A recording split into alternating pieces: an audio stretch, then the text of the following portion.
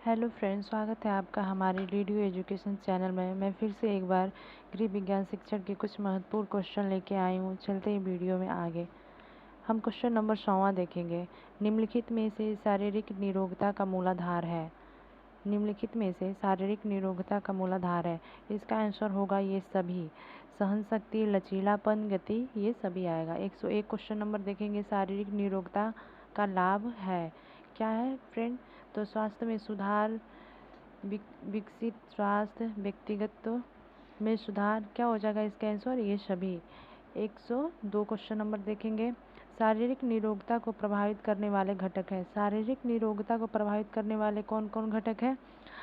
आयु, वंशानुक्रम, लिंग, ये सभी। आंसर हो जाएगा ये सभी। नेक्स्ट क्वेश्चन देखेंगे। मनुष्य की 3 बुनियादी आवश्यकताएं मानी गई हैं। कौन कौन से? भोजन, वस्त्र एवं आवास, मकान, दुकान एवं कार, बिजली, पानी एवं घर, या सभी। तो मनुष्य की 3 बुनियादी आवश्यकताएं क्या क्या मानी गई है? भोजन, वस्त्र, आवास, मनुष्य की बुनियादी ये आवश्यकताएं हैं। नेक्स्ट क्वेश्चन देखेंगे। पोषण अथवा शरीर को पुष्टि बनाने का विज्ञान अपेक्षाकृत है। कौन है? नवीन, प्राचीन, आदिकाल, पूर्वकाल। तो ये नवीन विज्ञान है। क्वेश्चन नंबर नेक्स्ट हम देखेंगे। शरीर को सुचारू रूप से कार्य कराने के लिए आवश्यक होता है। शरीर को सुचारू रूप से कार्य कराने के लिए क्या आवश्यक होता है? ईंधन की, जल, भोजन, ऊर्जा। क्या आवश्यक होता है? भोजन। हम नेक्स्ट क्वेश्चन देखेंगे। पोषण के नवीन ज्ञान से मनुष्य की औसत आयु में हुई। पोषण के नवीन ज्ञान से मनुष्य की औसत आयु में हुई, क्या हुई? तो वृद्धि हुई। नेक्स्ट देखेंगे। संतृप्त वसा में प्लाज्मा और कोलेस्ट्रॉल में वृद्धि हो जाने के कारण जिन रोगों के कारण बढ़ने की संभावना हो जाती है वो क्या है? रक्तचाप। क्वेश्चन नंबर नेक्स्ट हम देखेंगे। अधिक नमक का प्रयोग का कारण है। अधिक नमक का प्रयोग कारण क्या है? उच्च रक्तचाप का।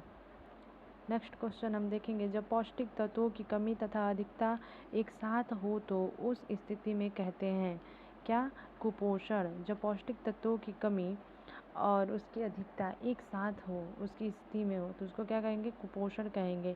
लौह, लवण मतलब आयरन की कमी से कौन सा रोग होता है? तो रक्त अल्पता होता है। मेरेमस्त तथा क्वाइसिक्योर रोग किसकी कमी के द्वारा होता है? प्रोटीन की कमी के द्वारा होता है। नेक्स्ट क्वेश्चन देखेंगे हम। नाइसिन की कमी से क्या होता है? नाइसिन की कमी से क्या होता है? बेरी बेरी रोग की रतौंधी होता है कि स्कर्वी होता है कि पेलाग्रा होता है? क्या होता है? पेलाग्रा होता है। क्वेश्चन नंबर नेक्स्ट देखेंगे हम। विटामिन बी की कमी से होने वाला रोग क्या है? विटामिन बी की कमी से होने वाला रोग बेरी बेरी रोग है। स्कर्वी रोग किसकी कमी से होता है फ्रेंड? स्कर्वी रोग विटामिन सी की कमी से होता है। नेक्स्ट क्वेश्चन देखेंगे हम। Question number 115। विटामिन डी की कमी से वयस्क और स्त्री पुरुष में होने वाले रोग क्या है? तो ओस्टोमलेरिया। नेक्स्ट क्वेश्चन देखेंगे। विटामिन डी की कमी से होने वाला रैशस नामक रोग होता है। विटामिन डी की कमी से रैशस नामक रोग होता है। बच्चों में होता है। किस में होता है? बच्चों में होता है। नपुंसकता एवं बांझपन किस विटामिन के अभाव से होता है? तो विटामिन ई के अभाव से होता है फ्रेंड। नपुंसकता और बांझपन विटामिन ई की कमी से होता है। नेक्स्ट क्वेश्चन देखेंगे। आयोडीन की कमी से होने वाला रोग क्या है? तो घेगा है। ये सब कोई जानता ही होगा। शरीर में लघुतम इकाई कोशिका का निर्माण किसके द्वारा होता है? ये जो हमारा शरीर है इसमें लघुत्तम इकाई कोशिका का निर्माण कह रहा है। ये किसके द्वारा होता है? तो प्रोटीन के द्वारा। लघुत्तम कोशिकाएं हमारे शरीर में प्रोटीन के द्वारा बनती है। थायरॉक्सिन हार्मोन्स का स्राव किस ग्रंथि के कारण होता है? तो थायराइड के द्वारा थायरॉक्सिन हार्मोन्स का स्राव करने वाली ग्रंथि है। हमारे शरीर में मांसपेशियों में जल की मात्रा कितना होता है फ्रेंड? तो देखिए यहाँ पे बहुत कन्फ्यूज़न होता है। हमारे शरीर में मांसपेशियों में जल की मात्रा कितनी होती है? तो यहाँ पे दिया 80%। तो ये 80% सही है। अगर यहाँ पे दिया होता 70% तो 70% सही होता, 80% नहीं। इसका केयर करिएगा आप। अगर 70% दिया हो तो 70% ही लगाइएगा। अगर 70% ना दिया हो, 80% दिया हो, तो आप 80% लगाइएगा। नेक्स्ट हम देखते हैं। Next question. 1 ग्राम प्रोटीन कितनी ऊर्जा प्रदान करता है? जो 1 ग्राम प्रोटीन है वो कितनी ऊर्जा प्रदान करता है फ्रेंड? तो 4 कैलोरी ऊर्जा प्रदान करता है। ये जो प्रोटीन है 1 ग्राम प्रोटीन 4 की कैलोरी ऊर्जा प्रदान करता है। और 1 ग्राम वसा कितनी कैलोरी ऊर्जा प्रदान करता है? तो 9 केजी 9 कैलोरी। नेक्स्ट क्वेश्चन देखेंगे, पपीते के बीज की मिलावट की जाती है। पपीते के बीजों की मिलावट की जाती है किसमें? काली मिर्च में। किसमें की जाती है? काली मिर्च में की जाती है। पपीते के बीजों की मिलावट किसमें की जाती है? काली मिर्च में की जाती है। विटामिन ए की कमी से होने वाला रोग क्या है फ्रेंड? रतौंधी है। अगला क्वेश्चन देखेंगे हम, 1 ग्राम वसा से ऊर्जा प्राप्त होती है, मैंने बताया था ना अभी आगे, तो 9 कैलोरी। कार्बोज का सामान्य सूत्र है, मोस्ट इम्पॉर्टेंट क्वेश्चन आया है फ्रेंड। कार्बोज का सामान्य सूत्र क्या है? CH2O। नेक्स्ट क्वेश्चन हम देखेंगे, ग्लूकोज का सूत्र है। ग्लूकोज का सूत्र क्या है? C5H12O6। इसको आप ध्यान से देख लीजिएगा, ये ज़रूर पूछेगा क्वेश्चन में।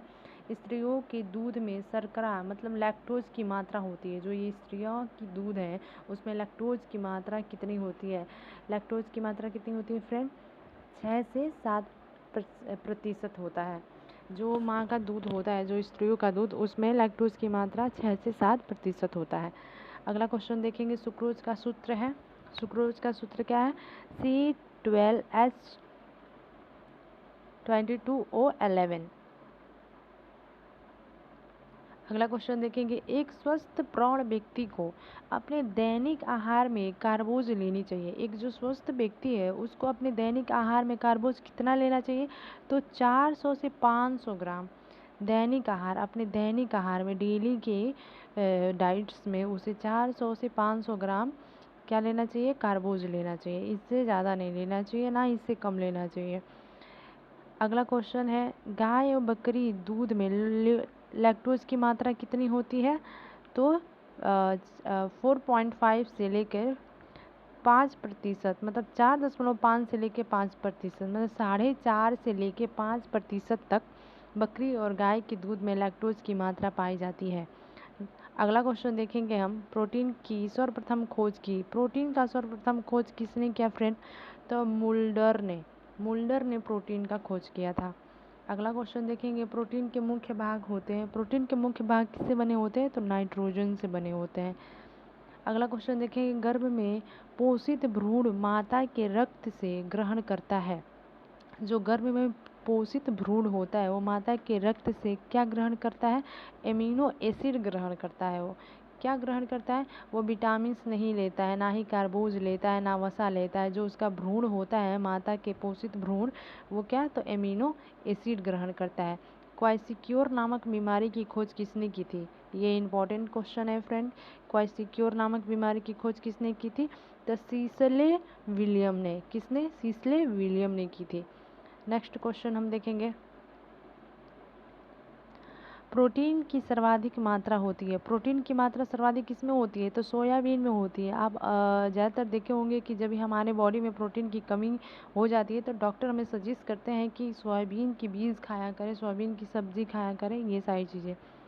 तो क्वाइसिक्योर रोग की खोज कब हुई थी? किस सन में हुई थी? तो वर्ष 1933 में हुई थी। ये भी इम्पॉर्टेंट है। क्वाइसिक्योर रोग की खोज कब हुई थी? वर्ष 1933 में हुई थी। हम नेक्स्ट क्वेश्चन देखेंगे, प्रोटीन की खोज किस वर्ष हुई थी? ये जितने क्वेश्चन मैं लेके आई हूँ फ्रेंड बहुत ही इम्पॉर्टेंट है आपके DDO होम साइंस एग्ज़ाम के लिए। मैं मोस्ट इम्पॉर्टेंट क्वेश्चन लेके आई हूँ। प्लीज़ इस वीडियो को सारा देखिएगा और शेयर करिएगा, ये आपके लिए बहुत ही हेल्पफुल रहने वाली है। और मैं आपके साथ एग्ज़ाम तक बनी रहने वाली हूँ। मैं आपका पेपर अच्छे से करवाने वाली हूँ।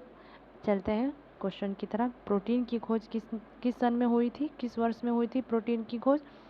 तो प्रोटीन की खोज हुई थी 1838 में। अगला क्वेश्चन, द्रव्य रूप में प्राप्त वसा कहते हैं। द्रव्य रूप में प्राप्त वसा कहते हैं क्या? तेल। वसा का मुख्य पाचन होता है। वसा का मुख्य पाचन कहाँ होता है?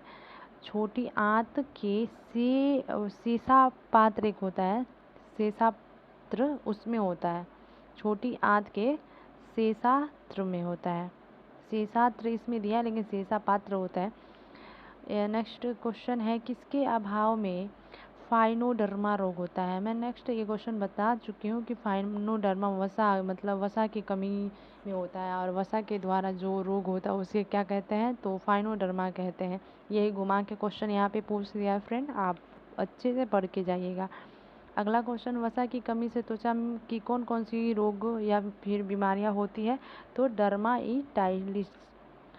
अगला क्वेश्चन हम देखेंगे, गर्भवती महिला को कुल कितने प्रतिशत वसा लेनी चाहिए। ये जो गर्भवती महिला होती है, कुल ऊर्जा कितने प्रतिशत वसा लेनी चाहिए। अब ऊर्जा कहिए या फिर वसा कहिए, बात एक ही है। तो कितना, तो 10 से 20%। एक स्वस्थ व्यक्ति के शरीर में ग्लूकोजन होता है। एक स्वस्थ व्यक्ति के शरीर में ग्लूकोजन कितना होता है, 350 ग्राम होता है। एक स्वस्थ शरीर में के व्यक्ति में ग्लूकोजन कितना होता है, 350 होता है। नेक्स्ट क्वेश्चन हम देखेंगे, पोषण विज्ञान के जन्मदाता है। मोस्ट इम्पॉर्टेंट क्वेश्चन, पोषण विज्ञान के जन्मदाता है कौन है, लुवासियर। लुवासियर। नेक्स्ट क्वेश्चन हम देखेंगे, कैलोरीमीटर यंत्र का आविष्कार किसने किया था। कैलोरीमीटर यंत्र का आविष्कार किसने किया था, तो पेटिन कोफेर एवं वाइट ने। पेटिन कोफेर एवं वाइट ने। आप अच्छे से याद करके जाइएगा, जो मैं क्वेश्चन लेके आई हूँ बहुत ही इम्पॉर्टेंट है। 1 किलोग्राम पानी का तापमान 1 सेल्सियस से बढ़कर जितनी ऊष्मा का प्रयोग होता है उसे कहते हैं, उसे क्या कहते हैं, तो कैलोरी कहते हैं। नेक्स्ट क्वेश्चन देखेंगे, जिस यंत्र द्वारा शरीर में उत्पन्न ऊर्जा एवं शरीर के द्वारा व्यय ऊर्जा को नापा जाता है उसे कहते हैं, जो हमारे शरीर में उत्पन्न ऊर्जा जो उत्पन्न होती है उस ऊर्जा को तथा व्यय ऊर्जा को जिसके द्वारा नापा जाता है उसे क्या कहते हैं, कैलोमीटर कहते हैं। कैलोमीटर प्रत्यक्ष विधि में प्रयोग आने वाला यंत्र है। प्रत्यक्ष विधि में, ये प्रत्यक्ष विधि में प्रयोग आने वाला यंत्र क्या है, बाम्ब कैलोमीटर। बाम्ब कैलोमीटर किशोरावस्था एवं गर्भावस्था में बीएमआर स्थिति है। किशोरावस्था और गर्भावस्था में बीएमआर की क्या स्थिति है, तो बढ़ता है, मतलब बढ़ने वाली स्थिति है। किशोरावस्था में बीएमआर की क्या स्थिति है, तो बढ़ने वाली स्थिति है। फ्रेंड, हमारा वीडियो कैसा लगा आप कमेंट बॉक्स में ज़रूर बताइएगा, और हमारे वीडियो को देखने के लिए thank you. Like and subscribe करें। बाय।